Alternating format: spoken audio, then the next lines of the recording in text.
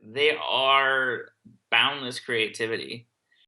They always are doing something different. You're never quite sure what that's going to be.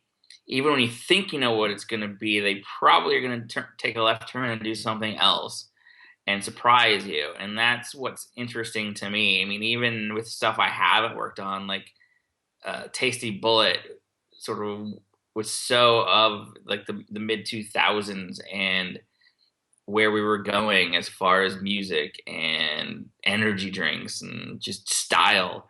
And their Batman book sort of brought in so much sort of cyberpunk. Like they're always reinventing themselves based on what's happening currently in culture. They had done they had a really clean ink line from how I remembered it, like just all the fashion, the '80s. So they were melding almost like a Nagel approach to style with this futuristic look that was the setting of Grendel. And so it was at once very current and then looking forward at the same time. They didn't look like anybody else that was on the stand. And that's kind of what attracted me to them, I think, too, is I was just starting to really explore the different kinds of comics. After that, they did very much more abstract version of that style, like Ginger Fox and Badger. They kind of played with it and broke it apart. And by the time we came back around to Triple X, the fundamental drawing style that was identifiably them was there, but the inking I think was just a little rougher. And so that was really interesting. And Triple X was such a kinetic book that I think it really lent itself to being of the era.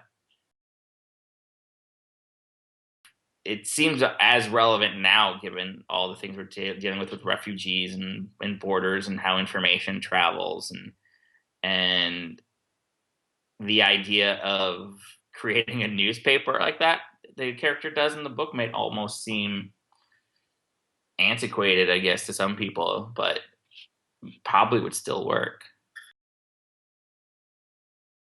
Even back then, even back in the '90s, the Panders were always sort of looking at new and different things. I mean, they were quick to get online and sort of start showing their work there. They've always been right there at the forefront of what was happening in the culture as far as how art was being created and how it was being distributed.